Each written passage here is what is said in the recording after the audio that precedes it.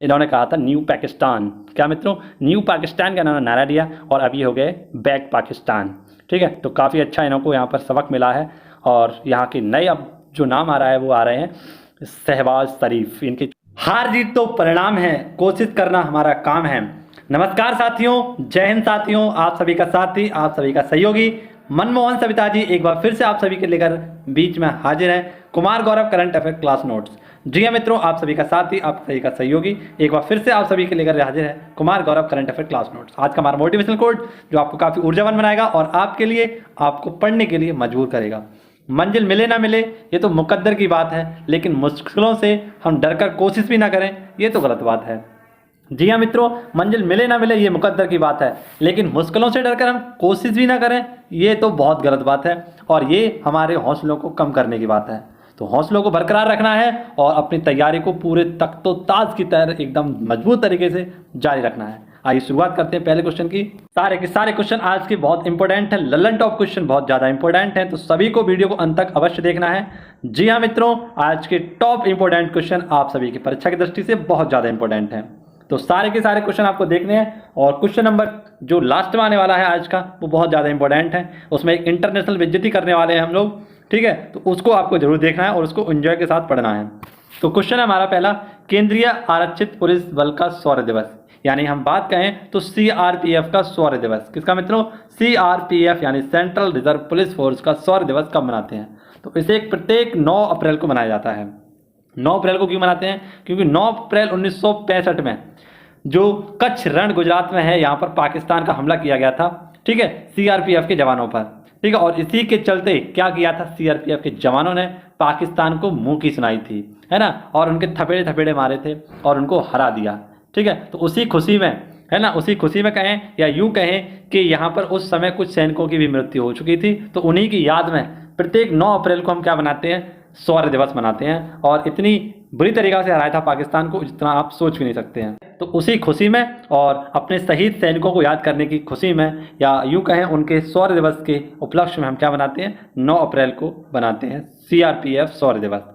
CRPF की जब स्थापना हुई थी 1939 में, तब इसमें C का अर्थ था क्राउन। क्या मतलब था? क्राउन। लेकिन 1949 के एक्ट से इसका नाम चेंज किया गया और ये हो गया सेंट्रल रिजर्व पुलिस फोर्स। ठीक है, अब इसमें धमाका धमाका क्या है आपके लिए? तो आपके लिए डिफेंस संबंधित जितनी भी नियुक्तियां हैं उनकी एक छोटी सी लिस्ट बनाई है और आज लगभग हम 30 से 40 बार उसका रिवीजन करने वाले हैं। तो आइए मित्रों, अगर आप सभी को याद हो गया है तो बहुत अच्छी बात, वरना तो आप एक छोटा सा रिवीजन लगाइए। तो जैसा कि आप देख सकते हैं CISF, तो इसके हेड कौन है? शीलवर्धन सिंह। NCC के हेड कौन है? तो lieutenant general Gulbir Pal Singh. BSF के हेड कौन है? तो पंकज कुमार। असम राइफल के हेड कौन है? प्रदीप चंद्र नैयर। ITBP के हेड है संजय अरोरा। दिल्ली पुलिस के हेड हैं राकेश अस्थाना और DRDO के हेड हैं सतीश रेड्डी। वहीं पर CDS कौन है? तो यहाँ पर है मनोज मुकुंद नरवणे। कौन है मित्रों? मनोज मुकुंद नरवणे।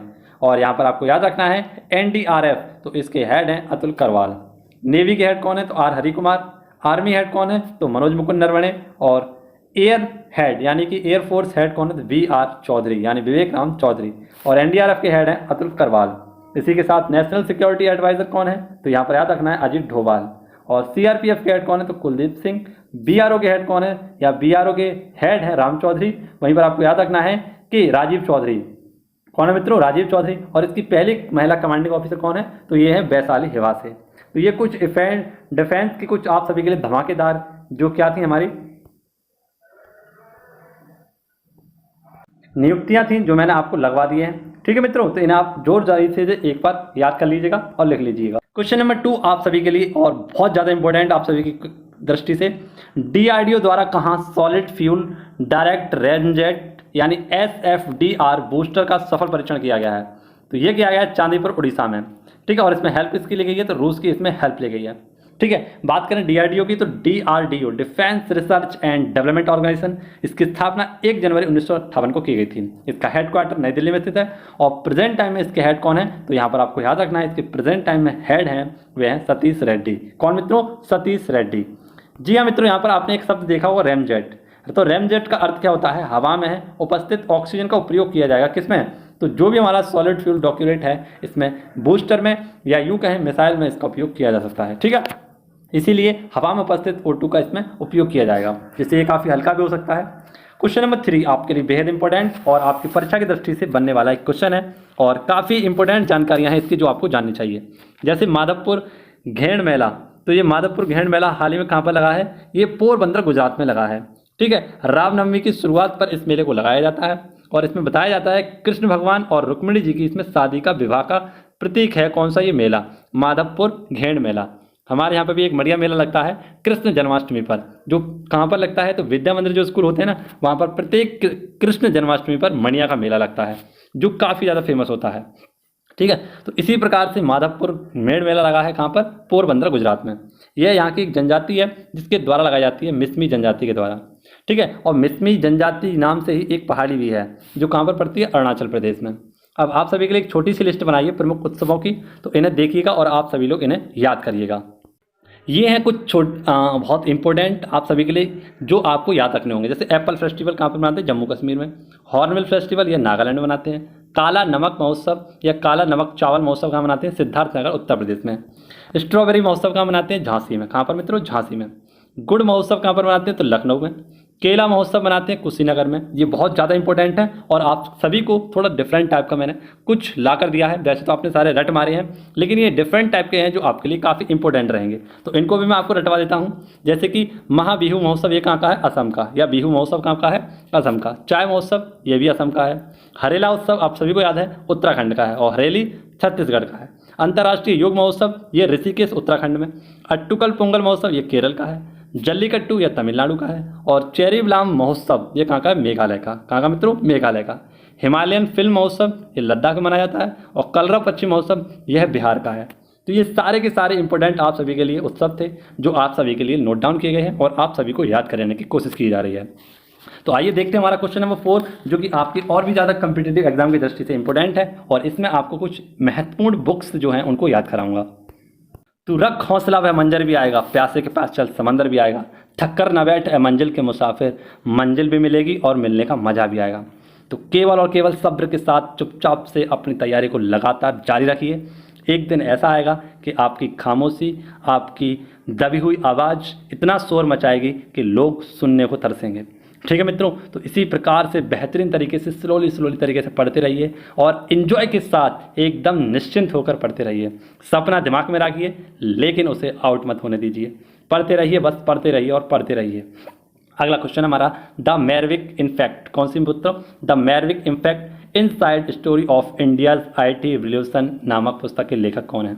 तो हाल ही में ये लिखी गई है हरीश मेहता जी के द्वारा। ये इंपॉर्टेंट इसलिए है क्योंकि हरीश मेहता जी हैं जो नेस्कॉम एक संस्था है इसके प्रथम अध्यक्ष थे और इस पुस्तक में उन्होंने नेस्कॉम के बारे में और अपनी जीवनी के बारे में जो उपलब्धियां हासिल की हैं उन सभी के बारे में इस पुस्तक में लिखा है। द मैरविक इफेक्ट किसमें मित्रों? द मैरविक इफेक्ट के बारे में उन्होंने लिखा है। जबकि हम बात करें कि प्रेजेंट टाइम में नेस्कॉम की वर्तमान महिला अध्यक्ष कौन है, तो ये है रेखा मेनन। ठीक है, ये पहली महिला अध्यक्ष हैं इसकी, रेखा मेनन नेस्कॉम की। ये पॉइंट आपको यहाँ पर याद रखना है। अगला आप सभी के लिए बुक्स से संबंधित कुछ स्पेशल फैक्ट मैंने लिखे हैं आप सभी के लिए, तो इन्हें आप लोगों को याद करना है और इन्हें रटना है। ये पुस्तक आप सभी के लिए पहला है at night all blood is black. कौन से मित्रों? Eight night all blood is black. तो 2021 का जो अंतर्राष्ट्रीय मैन बुकर पुरस्कार दिया गया है वो इसी पुस्तक को दिया गया है, at night all blood is black. जो इसके लेखक हैं वे हैं David Diop. The god is small thing, तो the god is small thing किसकी है? Arundhati Roy. The race of my life ये मिल्खा सिंह की है। अब प्रॉमिस लैंड ये बराक ओबामा अमेरिका के पूर्व राष्ट्रपति हैं, उनकी एक पुस्तक है और इन्होंने अपने कार्यकाल जिस समय ये राष्ट्रपति थे अमेरिका के उस समय के कार्यकाल की कुछ इन्होंने बातें इसमें लिखी हैं। नेक्स्ट है द टेस्टामेंट, तो ये लिखी गई है मार्गरेट अटवुड के द्वारा। लास्ट जो आप सभी के लिए है माई कंट्री माई लाइफ, तो ये काफ़ी इंपॉर्टेंट क्वेश्चन है। माई कंट्री माई लाइफ ये है लाल कृष्ण आडवाणी जी। नेक्स्ट है your best day is today, तो अनुपम खेर जी के द्वारा ये पुस्तक लिखी गई है और इसमें लॉकडाउन के समय उनके जो एक्सपीरियंस था उसके बारे में उन्होंने कुछ चर्चाएं इस बुक में लिखी हैं। Your best day is today. यदि आपने अभी तक चैनल को सब्सक्राइब नहीं किया है तो जल्दी से जाकर उस चैनल को सब्सक्राइब कर लीजिए और बेल आइकन घंटे को दबा दीजिए जिससे कि आपको लेटेस्ट अपडेट वीडियो नोटिफिकेशन मिलते रहें। तो अब तक लगभग 60% हमारे जो साथी हैं उन्होंने बेल आइकन घंटी को प्रेस नहीं किया है और 90% ऐसे मेरे साथी हैं जिन्होंने अभी तक चैनल को सब्सक्राइब नहीं किया है। तो ये दोनों आज काम आप सभी को करने हैं। ठीक है भाई साहब, आप सभी को इस चैनल को सब्सक्राइब करना है, इस चैनल के सदस्य बनना है आपको। तो आइए बढ़ते हैं अगले क्वेश्चन की ओर और अगले क्वेश्चन में आपको कुछ ऊर्जा संबंधित में इंपॉर्टेंट फैक्ट बताने वाला हूँ जिन्हें आपको रटवाने वाला हूँ। Question number 5, global wind report कौन सी मित्रों? ग्लोबल विंड रिपोर्ट 2022 के अनुसार 2021 में कितनी पवन ऊर्जा क्षमता स्थापित की गई है? तो बेहद इंपॉर्टेंट और बहुत ही सरल आप सभी के लिए एक ग्लोबल विंड रिपोर्ट जारी की गई है, जो आपको बहुत ही सरल भाषा में समझा दूंगा। तो ग्लोबल विंड रिपोर्ट, इसमें बताया जाता है कि 2020, 2021 या 2022 में कितनी पवन ऊर्जा की क्षमता को स्थापित किया गया है। तो इसमें आपको मैं दोनों जानकारी देने वाला हूं, एक तो 2021 की और एक 2020 की। इन दोनों जानकारियों को आप नोट डाउन करिएगा और इन्हें रट लीजिए। अगर हम बात करें 2021 में कितनी पवन ऊर्जा की क्षमता को स्थापित किया गया है, तो यहाँ पर आपको ये पॉइंट याद रखना है, 93.6 गीगावाट विंड एनर्जी को इस बार स्थापित किया गया 2021 में। और ये सेकंड सर्वश्रेष्ठ वर्ष है जहाँ पर पवन ऊर्जा को क्या किया गया है, क्षमता को स्थापित किया गया है। जबकि 2020 पहले स्थान पर था और इसने 95.3 गीगावाट पवन ऊर्जा को स्थापित किया था। ठीक है, ये पॉइंट आपको याद रखना है, ग्लोबल विंड रिपोर्ट 2022। ठीक है, इसके अनुसार ही ये पवन ऊर्जा की क्षमता को बताया जाता है। अब आप सभी के लिए ऊर्जा संबंधित कुछ फैक्ट मैंने लिखे हैं, इन्हें आप सभी लोग लिखिएगा और नोट डाउन करिए। जैसे तो पहले तो आपको इस करंट अफेयर क्वेश्चन को देखना है कि किस शहर में देश की पहली स्टील से रोड बनाई गई है। तो हाल ही में कहाँ पर? सूरत, गुजरात में 1 किलोमीटर 6 लाइन की यह स्टील निर्मित कचरे की क्या बनाई गई है, एक रोड बनाई गई है, जो कैसी होगी, पर्यावरण मुक्त होगी या पर्यावरण कम करेगी। अब एक है ई कचरा इको पार्क। तो ई कचरा इको पार्क ये दिल्ली में स्थापित किया गया है। लैपटॉप, कंप्यूटर, मोबाइल से निर्मित ये क्या होगा, एक ई यानी इलेक्ट्रॉनिक कचरा इको पार्क बनाया जाएगा दिल्ली में। रेलवे का पहला सौर ऊर्जा संयंत्र तो ये बीना मध्य प्रदेश में स्थापित किया जाएगा। विप्लवी भारत गैलरी ये कोलकाता में स्थापित की गई है। हाइड्रोजन से चलने वाली पहली ट्रेन तो ये जापान की पहली ट्रेन है हाइवरी, ये कहाँ पर? जापान में चलाई गई थी। पहली medical city Indrayani medical city ये कहाँ पर स्थापित की गई है? पुणे में। और पुणे में आप सभी को पता है क्या है, तो सीरम इंस्टीट्यूट है। और सीडेक जो सुपर कंप्यूटर बनाती है इसका भी मुख्यालय कहाँ पर है? पुणे में ही है। ठीक है, और पुणे कहाँ पर है? ये महाराष्ट्र में। क्वेश्चन नंबर 6 आपके लिए बेहद इंपॉर्टेंट है और आप सभी को यहाँ पर ऑक्सफोर्ड यूनिवर्सिटी के द्वारा जो शब्द निर्मित लाए जाते हैं वर्ड ऑफ द ईयर वाले में, तो इन सारे की एक लिस्ट बनाइए, इनको भी मैं आपको पढ़ाने वाला हूँ, समझाने वाला हूँ। तो पहले हमारा करंट अफेयर क्वेश्चन देखते हैं क्या है। इसमें पूछा गया है कि किस तस्वीर ने 2022 के लिए, मित्रों क्या पूछा गया है, किस तस्वीर ने 2022 के लिए world press photo of the year. तो ये हर बार क्वेश्चन पूछा जाता है, इस बार भी आपसे पूछा जाएगा कि world press photo of the year किससे या किसे इस पुरस्कार को मिला है या किसने इसे जीता है। तो यहाँ पर सबसे आपको याद रखना है कि इसे मिला है अगर महिला, तो इसका एक महिला है जिसका नाम है एम्बर ब्रेकन, ये इंग्लैंड की महिला है, इन्हें यह पुरस्कार मिला है। और किस फोटो के लिए मिला है या world press photo of the year कौन सा है, तो ये है कमरलूप रेजिडेंशियल स्कूल। यहाँ पर एक शमशान घाट की ऐसी फोटो दिखाई गई है जिनमें कुछ बच्चों की मृत्यु हो चुकी थी और उनकी मृत्यु के बाद उनके कपड़ों को इनके मकबरे पर या यूं कहें इनकी समाधियों पर टांग दिए गए थे। और इस मार्मिक फोटो को खींचा था किसने, तो एम्बर ब्रेकन ने, जिस फोटो का नाम रखा गया है क्या, तो कामलूप्स रेजिडेंशियल स्कूल। और इसके लिए इन्हें 2022 का best photo of the year का खिताब दिया गया है। ठीक है, बच्चों की बात आई है तो हाल ही में चाइल्ड बजट किसके द्वारा पेश किया गया था, मध्य प्रदेश के द्वारा। बच्चों के पोषण, बच्चों के स्वास्थ्य और बच्चों की शिक्षा के ऊपर कुछ रुपयों को आवंटन किया जाएगा, जो क्या कहलाएगा, चाइल्ड बजट, जो मध्य प्रदेश सरकार के द्वारा ये अपने आप का पहला एक चाइल्ड बजट होगा। Next, child word of the year. तो चाइल्डों का भी क्या लिखाया था, वर्ल्ड ऑफ द ईयर निकाला गया था, जो था एंजाइटी। क्या था, एंजाइटी। और ये क्या था, एंजाइटी का मतलब होता है चिंता। यहाँ पर वर्ड आपका रखना है वर्ड, WORD, है ना, बच्चों के लिए वर्ड निकाला गया था जो ऑक्सफोर्ड यूनिवर्सिटी के द्वारा निकाला जाता है, उसी को कौन सा था, एंजाइटी। अगर मेहनत पसंद आ रही हो और समझ में आ रहा हो किस प्रकार से मैंने नोटों को अपने पास संभाल कर रखा है, इन्हें ढूंढने में कितनी देर लगती है, इन्हें समझाने के लिए आपको कितना देर मुझे वेट करना पड़ता है। आप सभी तो कहते हैं कि 20 मिनट की वीडियो आपने काफ़ी बड़ी कर दी है, आज से छोटा करिए, लेकिन आप नहीं समझ सकते कि इस 20 मिनट की वीडियो में बनाने में मुझे कितना समय लगता है, कितना समय मैं इसमें खपा रहा हूँ अपना। लेकिन आप सभी की तरफ से उतना अच्छा रेस्पॉन्स मुझे नहीं मिल पा रहा है।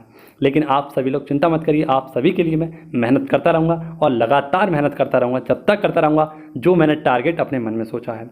ठीक है मित्रों, उस टारगेट को जब तक मैं पूरा नहीं कर लूँगा, इस वीडियो को बनाना नहीं छोड़ूंगा। और जब तक ये टारगेट पूरा होगा तब तक आप सभी की नौकरी लग चुकी होगी, ऐसा मुझे विश्वास है। तो मित्रों देखते हैं हमारा कि 2021 का वर्ड ऑफ द ईयर कौन सा है, तो ये है वैक्स। 2020 का Hindi word of the year कौन सा था, तो आत्मनिर्भर। 2019 का वर्ड ऑफ द ईयर कौन सा था, क्लाइमेट एनर्जी। और 2019 का Hindi word of the year कौन सा था, तो संविधान। तो ये पॉइंट मैंने आप सभी के लिए बहुत ढूंढ कर निकाले थे, आप सभी के लिए लिखे हैं। वीडियो अगर पसंद आ रही हो तो वीडियो को लाइक जरूर करना, और लास्ट तक अगर देखते हैं तो इस पॉइंट को आप सभी लोग नोट डाउन कर जाना कमेंट बॉक्स में, जिससे मुझे पता चल सके कि आप सभी लोग यहाँ तक पहुँचे हैं। अगला क्वेश्चन आप सभी की स्क्रीन पर है, पहला निजी अंतरिक्ष यात्री मिशन। तो हाल ही में पहला अंतरिक्ष निजी यात्री मिशन लॉन्च किया गया है और इसका नाम है AX-1 मिशन या XCO मिशन। इन दोनों को क्या किया गया है, ये निजी अंतरिक्ष यात्री मिशन है जो नासा के द्वारा लॉन्च किया गया है। किसके द्वारा? नासा के द्वारा लॉन्च किया गया है। और इसमें यूज़ किसका किया गया है, किस रॉकेट का यूज़ किया गया है? तो फाल्कन 9, जो अमेजॉन कंपनी के मालिक, माफ़ करना, जो एलॉन मस्क हैं, इनकी एक कंपनी है और स्पेस एक्स उसी का एक रॉकेट है जिसका नाम है फाल्कन 9। इसका यूज़ किया गया है इस रॉकेट का। जबकि इसे लॉन्च किसने किया है? तो नासा के द्वारा इसे लॉन्च किया गया है। और यह कहाँ पर स्थापित होगा? तो अंतरिक्ष में, अंतरिक्ष स्पेस स्टेशन में इसे स्थापित किया जाएगा। अंतरिक्ष स्पेस स्टेशन की बात करें तो 1998 में रसिया और USA के द्वारा इसे स्थापित किया गया था। ठीक है, अब जो निजी अंतरिक्ष मिशन है इसे लीड कौन कर रहा है? तो लीड कर रहे हैं माइकल लेपेज। ठीक है, माइकल लेपेज के द्वारा इस मिशन को लॉन्च किया जा रहा है, माफ़ करना, इसे लीड किया जा रहा है। अगला क्वेश्चन आप सभी की स्क्रीन पर है, क्वेश्चन नंबर 8, और इसमें पूछा गया अथवास क्या है। तो यहाँ पर याद रखना है अथवास क्या है। ये ज़्यादा बड़ी कोई चीज़ नहीं है, ये डल झील के लिए चलाई गई एक मुहिम है। ठीक है, डल झील की सफाई के लिए चलाई गई एक मुहिम है जिसमें अधिकारी और निवासियों का इसमें क्या लिया जाएगा? सहयोग लिया जाएगा। ठीक है, और इसमें क्या होगा? तो जो झील है हमारी, डल झील है, इसका कायाकल्प किया जाएगा। तो अथवास क्या है? एक झील की सफाई करने के लिए चलाया गया प्रोग्राम है। जो किसने चलाया है, इसका उद्घाटन किसने किया है? तो यहाँ के उपराज्यपाल हैं जिनका नाम है मनोज सिन्हा, जो कि जम्मू कश्मीर के कौन है? उपराज्यपाल हैं। इनके द्वारा इसे स्टार्ट किया गया है। ठीक है, तो अधिकारी और निवासी मिलकर क्या करेंगे? यहाँ पर झील की सफाई के लिए या झील की कायाकल्प के लिए कार्य करेंगे। अगर हम बात करें कि डल झील, यह जम्मू कश्मीर, माफ़ करना, श्रीनगर का क्या है? गहना कहलाता है। और यह जम्मू कश्मीर या कश्मीर का मुकुट कहलाता है। यह दूसरी सबसे बड़ी झील है कहाँ की? तो आप सभी को याद रखना है, जम्मू कश्मीर की। और पहली सबसे बड़ी झील कौन सी है? तो यह है बुलर झील। अगला क्वेश्चन आप सभी के सामने है और बेहतरीन सा क्वेश्चन आप सभी के सामने रखता हूँ, किस कंपनी द्वारा सुपर ऐप लॉन्च किया गया है? तो हाल ही में टाटा कंपनी के द्वारा एक सुपर ऐप लॉन्च किया गया है जिसका नाम है टाटा न्यू। क्या मित्रों? टाटा न्यू इस सुपर ऐप का नाम है। जो हमारी सभी ज़रूरतमंद की चीज़ें होंगी वो हमें सारी की सारी कहाँ पर मिलेंगी? ये एक ही ऐप पर उपलब्ध होंगी जिसका नाम है टाटा न्यू। तो आप सभी लोग इसे डाउनलोड करिए और इस बेहतरीन से ऐप का मज़ा लीजिए। ठीक है, इसमें आपको सारी ज़रूरतों के सामने आपको मिलने वाला है। आइए देखते हैं अगला क्वेश्चन, क्वेश्चन नंबर 10, और ये है इंटरनेशनल बेइज्जती आप सभी के सामने। अब इस विश्वास प्रस्ताव के हटाए जाने वाले पाकिस्तान के पहले प्रधानमंत्री, तो किसके द्वारा? अब इस विश्वास प्रस्ताव के द्वारा हटाए जाने वाले पाकिस्तान के पहले प्रधानमंत्री बने हैं, यह है इमरान खान। इनकी पार्टी का नाम है पाकिस्तान ए तहकीक ए इंसाफ। तो काफ़ी बढ़िया इंसाफ किया है यहाँ की जनता ने इमरान साहब के साथ, और इन्हें अब टाटा बाय बाय कह दिया है पाकिस्तान से। ठीक है, इन्होंने एक नारा दिया था जब ये आए थे 2018 में, इन्होंने कहा था न्यू पाकिस्तान। क्या मित्रों? न्यू पाकिस्तान का इन्होंने नारा दिया और अब ये हो गए बैक पाकिस्तान। ठीक है, तो काफ़ी अच्छा इनको यहाँ पर सबक मिला है। और यहाँ के नए अब जो नाम आ रहा है वो आ रहे हैं शहबाज शरीफ। इनके छोटे भाई या इनके भाई कह सकते हैं एक प्रकार से, ये हैं शहबाज शरीफ और ये बनने वाले हैं अगले प्रधानमंत्री पाकिस्तान के। तो हम आपको कल पढ़ाएंगे पाकिस्तान के नए प्रधानमंत्री कौन बने हैं। ठीक है, तो यहाँ पर आपको याद रखना है क्यों पाकिस्तान, न्यू पाकिस्तान बन गया, न्यू पाकिस्तान। हाँ, और पाकिस्तान के लोग नहीं चाहते कि वो बने न्यू पाकिस्तान, इसलिए इमरान हाशमी को हटा दिया, इमरान खान को यहाँ से हटा दिया। ठीक है, यहाँ पर हम बात करें कि 342 सीट है यहाँ पर टोटल, और बहुमत, कितना बहुमत मिला है? तो 172 बहुमत इन्हें मिलना चाहिए, लेकिन अविश्वास प्रस्ताव के पक्ष में 174 वोट पड़े हैं और इनको टाटा बाय बाय कह दिया यहाँ की जनता ने, है ना, यहाँ की संसद ने। तो ये पॉइंट आपको यहाँ से याद रखना था। एक तो उनकी पार्टी का नाम याद रखना, ये पूछा जा सकता है, और ये पहले ऐसे पाकिस्तान के प्रधानमंत्री हैं जिन्हें किसी प्रस्ताव के द्वारा हटाया गया है। ठीक है, आज का सवाल जिसका आंसर आपको कमेंट बॉक्स में देना होगा। क्वेश्चन है हमारा कि फ्रंटियर वार्षिक रिपोर्ट 2022 के अनुसार दुनिया का सबसे ज़्यादा ध्वनि प्रदूषित वाला शहर कौन सा है? तो इन चारों ऑप्शन में से आपको सही आंसर बताना होगा। जो भी इसका आंसर सही बताएगा वो काफ़ी ज़्यादा मेहनत कर रहा है अपनी पढ़ाई के प्रति और काफ़ी सुचारू रूप से लगा हुआ है। ठीक है मित्रों, तो इसी प्रकार से हम आप सभी के लिए डेली करंट अफेयर नोट्स लेकर आते हैं। आप सभी को अगर पसंद आते हैं तो आप सभी का बहुत बहुत धन्यवाद। एक छोटा सा कमेंट आप सभी लोग इस वीडियो के लिए छोड़ेंगे तो मुझे और भी ज़्यादा खुशी होगी। इसी के साथ आपसे विदा चाहूँगा, मिलूँगा आप सभी से अगली वीडियो में। इसी के साथ धन्यवाद, बहुत बहुत शुक्रिया, आप सभी का बहुत बहुत धन्यवाद अदा करता हूँ। Thank you. जय हिंद, जय भारत, वंदे मातरम, भारत माता की जय, वंदे मातरम।